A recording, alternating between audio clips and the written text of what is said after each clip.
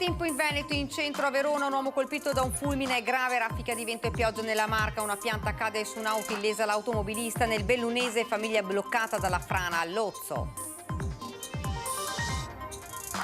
Nel Vicentino e nel Bassanese in particolar modo momenti di paura nel pomeriggio, grandine ma anche forte vento che ha fatto volare tegole dai tetti ed ha abbattuto piante e alberi. 62enne slovacco cade dal monopattino e muore, tragedia questa mattina a Bibione. A Lido di Venezia invece 28enne afghano annega davanti agli occhi della fidanzata.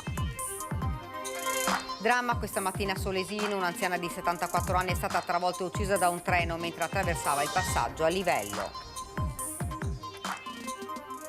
Un frate cappuccino di Rovigo avrebbe raggirato un'anziana facendosi nominare erede unico. Sul fatto indaga la Guardia di Finanza di Vicenza, che ha sequestrato circa 460.000 euro. Ufficializzato a San Donà di Piave il passaggio di Gianluca Forcolin dalla Lega Forza Italia, presenta il coordinatore veneto degli Azzurrittosi, che su una sua possibile candidatura a governatore dice: vediamo se ci sarà un terzo mandato. Per Zaia, lutto a Venezia, dove ieri sera è morta all'età di 100 anni Yvonne Girardello, la prima hostess d'Italia a volare nei cieli della nostra penisola.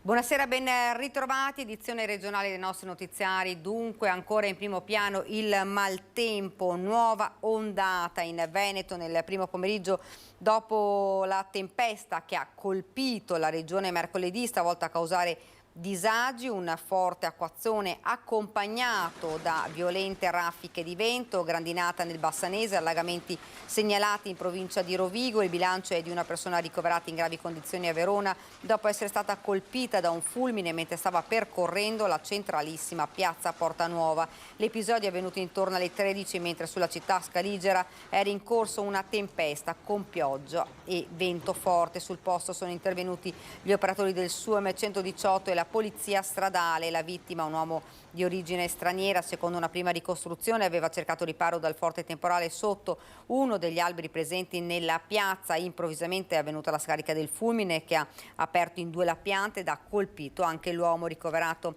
all'ospedale Borgo Trento di Verona. Non risulterebbe comunque in pericolo di vita. E nuova ondata di maltempo sul Bassanese, come avete sentito alberi abbattuti, tegole che volano in centro a Bassano e grandine su Romano, Borso e Semonzo. Non c'è pace per Bassano, flagellata ancora una volta con il suo territorio dalle continue ondate di maltempo. Nella tarda mattinata di oggi un altro impulso temporalesco in arrivo da ovest ha portato fortissime folate di vento sulla città, facendo volare le tegole di alcuni palazzi storici del centro. I vigili del fuoco hanno lavorato in piazza Terraglio e nell'area di Pranto e Santa Caterina per rimuovere il materiale scagliato a grande distanza dal vento. A Marostica il maltempo ha sradicato un enorme albero che è caduto di traverso su Via della Libertà. La pianta è stata rimossa dalla protezione civile nel pomeriggio e va ad aggiungersi al gran numero di alberi e ramaglie caduti sulla rete viaria minore marosticense in questi giorni. Non è mancata la grandine, caduta copiosa e di dimensioni piuttosto generose a Romano de Zelino, Borso e Semonzo. Il resto l'ha fatto la pioggia, andando a fare altri danni nelle case e nelle aziende di Tezze e Rosà, colpite dalla disastrosa perturbazione di mercoledì sera.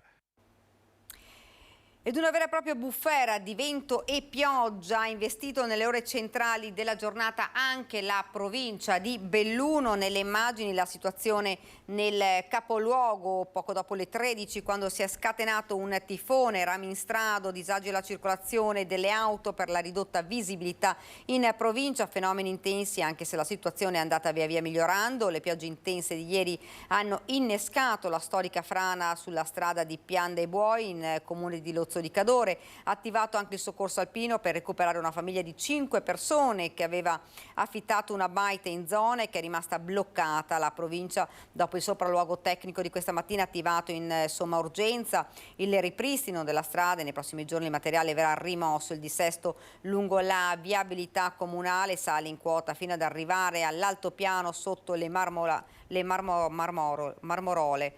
Sopralluoghi sono stati effettuati anche in Val Longiarin e in altre zone della provincia.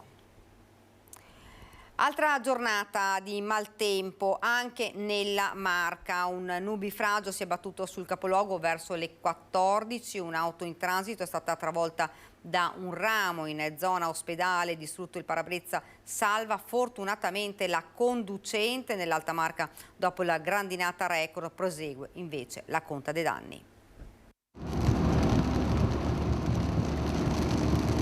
È stata un'altra giornata di maltempo per la Marca trevigiana, l'ormai solito copione di vento forte e pioggia battente con temperature crollate in pochi secondi, 17,5 nel capoluogo, il momento più critico verso le 2 del pomeriggio quando un ramo ha colpito un'auto in transito alla rotatoria che dalla tangenziale di Treviso porta al Cafoncello.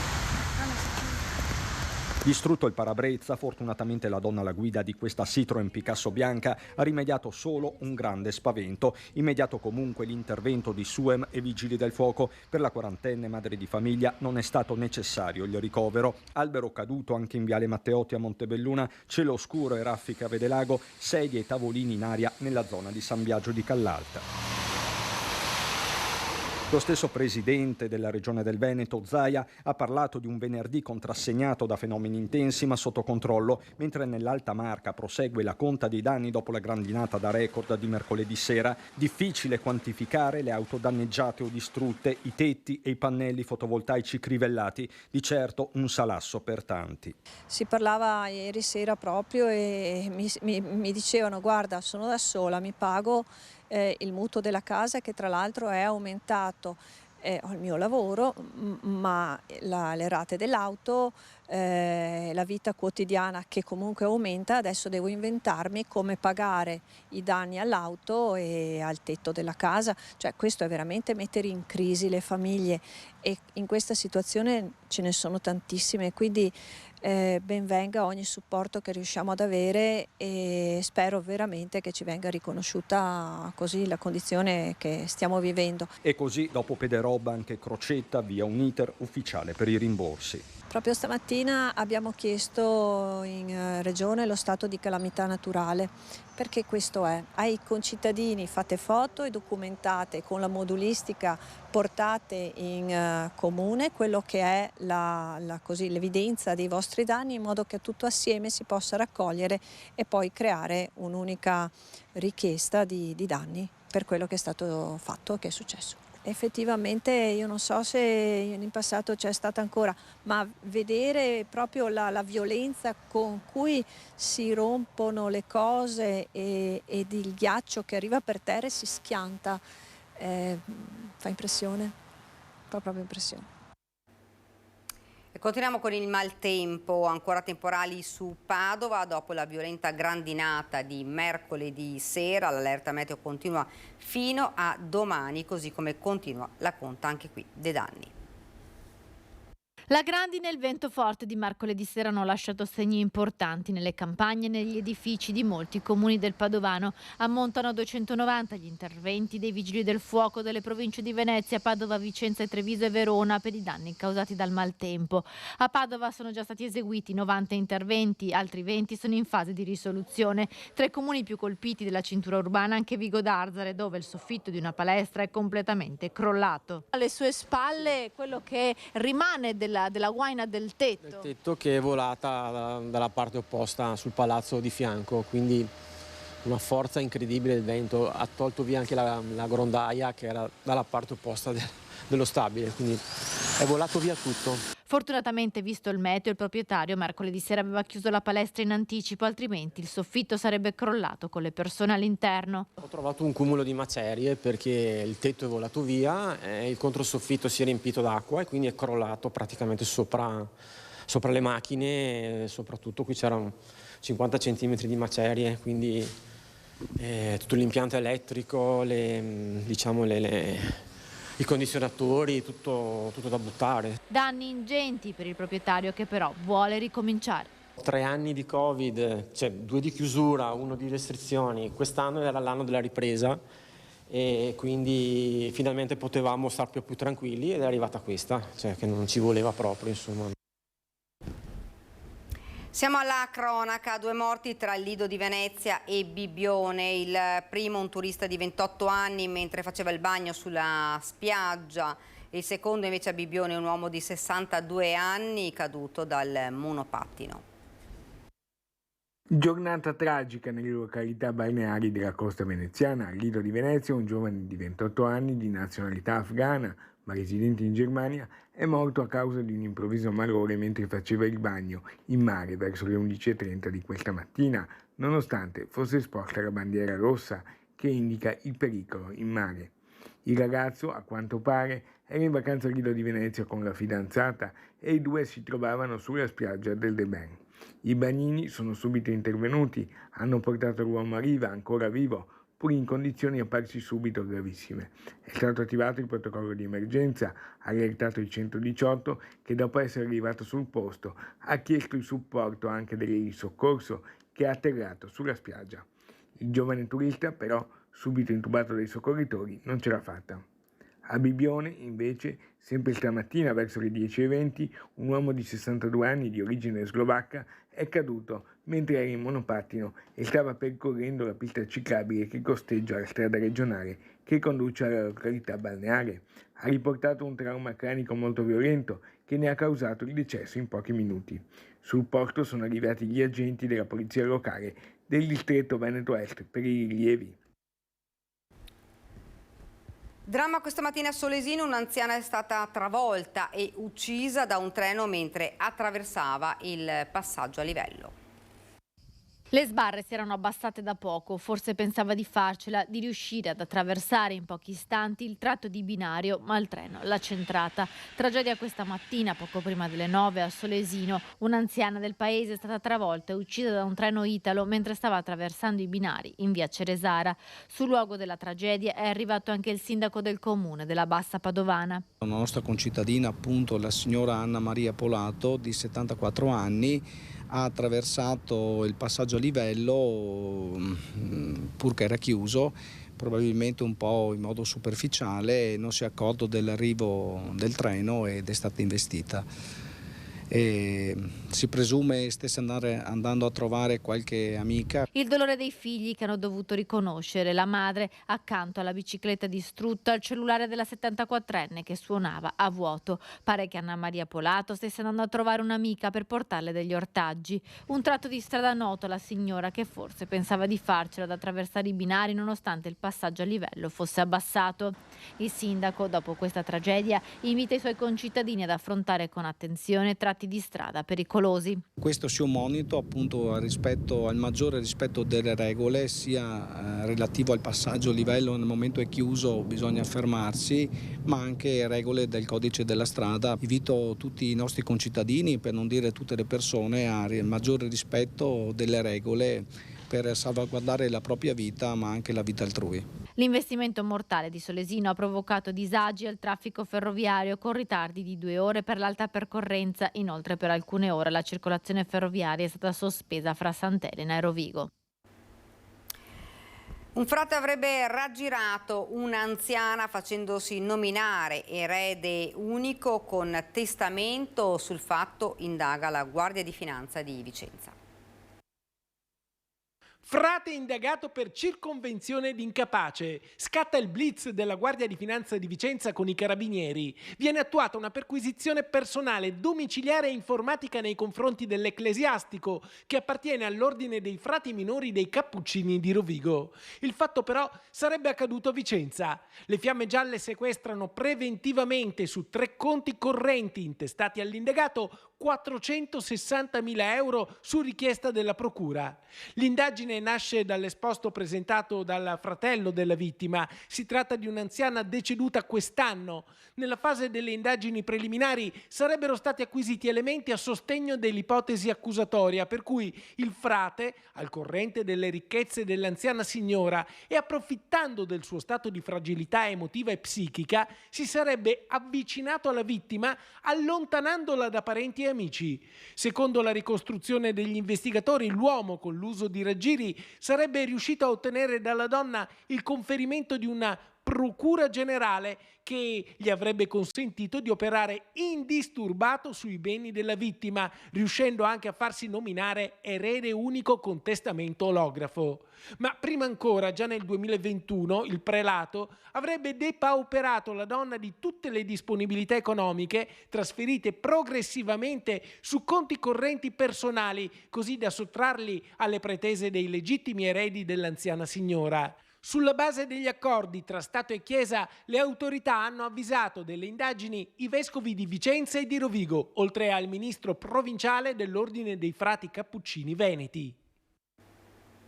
Siamo alla politica, presentazione oggi a San Donà di Piave del passaggio di Gianluca Forcolin, già parlamentare e vicepresidente della Regione dalla Lega Forza Italia, presente il coordinatore veneto degli Azzurri, anche lui ex leghista, Flavio Tosi, che di fatto ha aperto le porte ai leghisti scontenti della segreteria Salvini. Il bello dei partiti è confrontarsi tra i partiti, ma anche confrontarsi dentro il partito. Sbaglia invece chi fa l'altro percorso, quello di dire se ci sono pensieri diversi, chi ha un pensiero diverso lo elimino. Parte da questa considerazione la chiamata di Flavio Tosi agli scontenti della Lega. Una chiamata nel giorno del passaggio dal volto storico del Carroccio Sandonatese a Forza Italia. Gianluca Forcolin, già parlamentare, vicepresidente della Regione ed ora nella giunta di San Donà Comune Civica, ha detto addio al partito di Salvini per quello del Cavaliere, chiamato da un altro ex leghista, ora coordinatore veneto degli Azzurri. Quello che sto cercando di fare è avvicinare amici, non solo ex leghisti o leghisti, per far sì che c'è un progetto politico serio, fatto di persone competenti e affidabili, e portarle con me in questo progetto, con me e con Forza Italia. All'orizzonte però non solo leghisti, ma anche quella parte del Partito Democratico che non si riconosce nella linea Schlein o ai disillusi di Azione e Italia Viva, con l'idea nemmeno tanto nascosta di ricostruire di fatto la democrazia cristiana veneta, quella che per intenderci a San Donà aveva il 70% di consensi. Perché analizzando bene anche alle ultime politiche il partito dell'astensione, ci si è accorti che la fascia non è di indifferenti, ma di elettori moderati che non si riconoscono più in nessun movimento. Ecco perché Tosi fa un altro ragionamento. La DC Veneta è la madre di Forza Italia da un punto di vista programmatico, da un punto di vista della rappresentanza territoriale, dal punto di vista della buona politica, perché la DC Veneta è quella che ha fatto il Veneto insieme alle aziende e alle famiglie. Forza Italia è l'erede naturale di quel bagaglio politico. Ed è con questo concetto che Tosi punta per il 2024 alle europee, alle amministrative in diversi comuni e alle rinate province, anche se il bersaglio grosso è già fissato per il 2025. Se in Friuli c'è la Lega, se in Lombardia c'è la Lega, in Veneto non può esserci che Forza Italia. Allora, questo sarà il tavolo nazionale a deciderlo. Il primo tema è ci sarà o non ci sarà il terzo mandato, che per Luca Zaia in realtà sarebbe il quarto. E quello è un tema nazionale.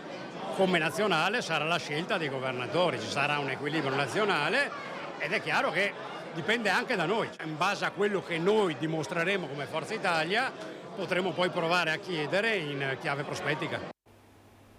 E a proposito di politica, un no al terzo mandato arriva da Maurizio Lupi, leader di Noi con l'Italia, ieri sera ospite del nostro vice direttore Ferdinando Avarino Arring. Lupi lancia come possibile governatore in vista delle regionali 2025 il sindaco di Venezia, Luigi Brugnaro.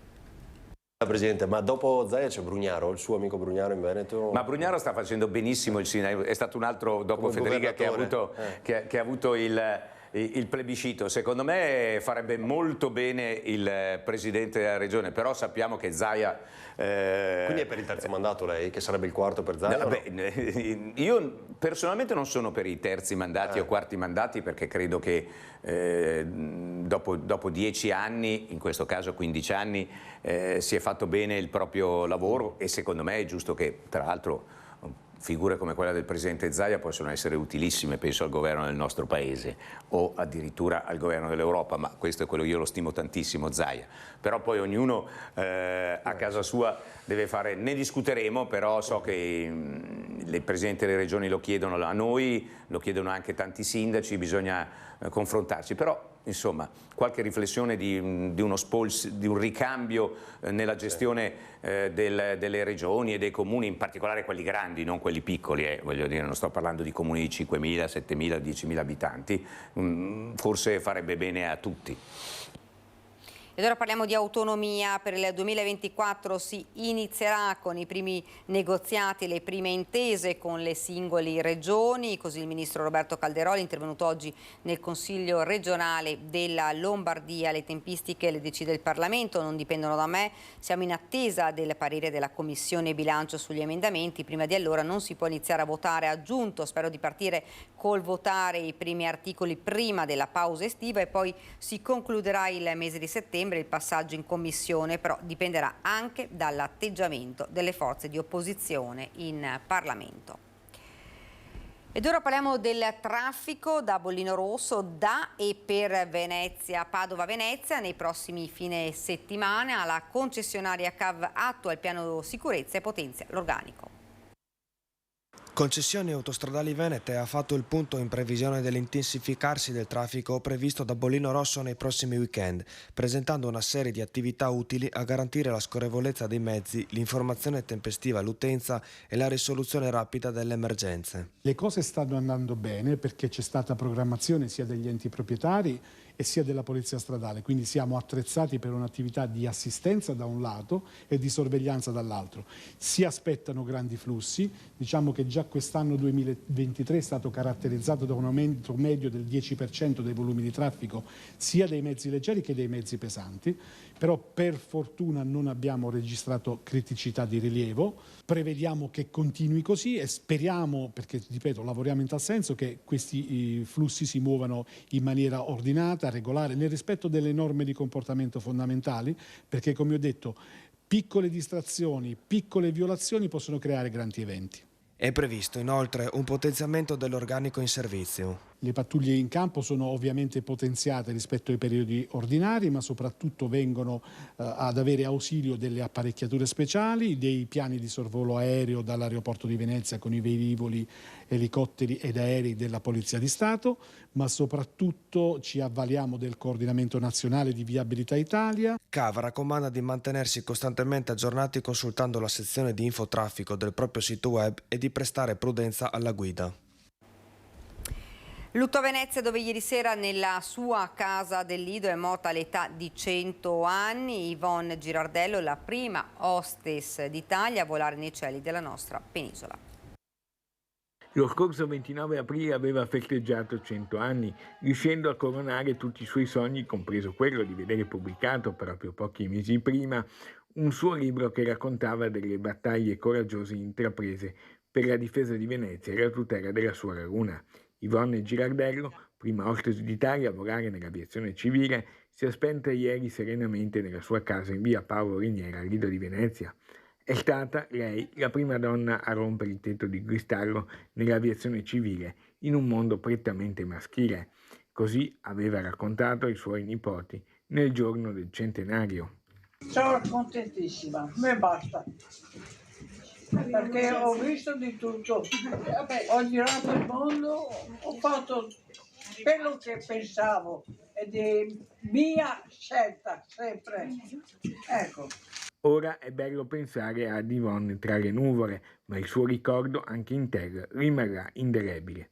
Oltre all'aviazione, le sue grandi passioni sono sempre state la difesa di Venezia e la scrittura, qui nell'ultima intervista realizzata lo scorso dicembre. I veneziani abbiano la coscienza civica di salvare la propria città, perché a Venezia fra 50 anni, anche adesso, fra 50 anni Venezia verrebbe sommersa dalla laguna. Ma adesso cosa devono fare i veneziani? Adesso dovrebbero continuare la battaglia per Venezia e la salvaguardia della laguna. Venezia non deve morire è la sintesi del suo messaggio. I funerali di Yvonne Girardello verranno celebrati mercoledì prossimo 26 luglio nella chiesa di Sant'Antonio al Lido di Venezia. Ed è tutto per questa edizione del nostro telegiornale. Vi lascio ovviamente le nostre previsioni del tempo. Grazie davvero per averci seguito. Buona serata.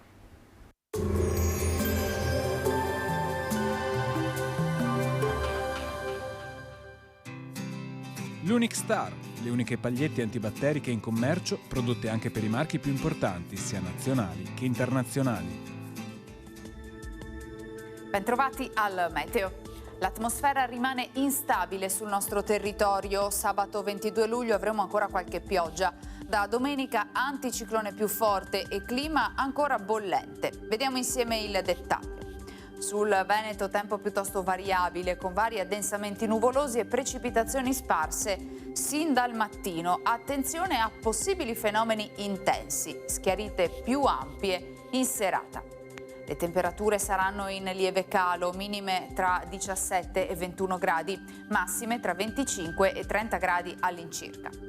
Ci spostiamo ora sul Friuli Venezia Giulia. Anche in questo caso saranno possibili rovesci e temporali che si svilupperanno a più riprese nella giornata, ma con maggiore probabilità nel pomeriggio. Alcuni potranno essere anche forti. Temperature minime tra 16 e 20 gradi, massime sui 25-29 gradi. Infine diamo uno sguardo alla situazione del Trentino Alto Adige, dove sarà soleggiato al mattino, nel pomeriggio isolati temporali. Temperature minime intorno ai 15-17 gradi, massime infine sui 27-31 all'incirca. Dal meteo per ora è tutto, vi auguro un buon proseguimento in nostra compagnia.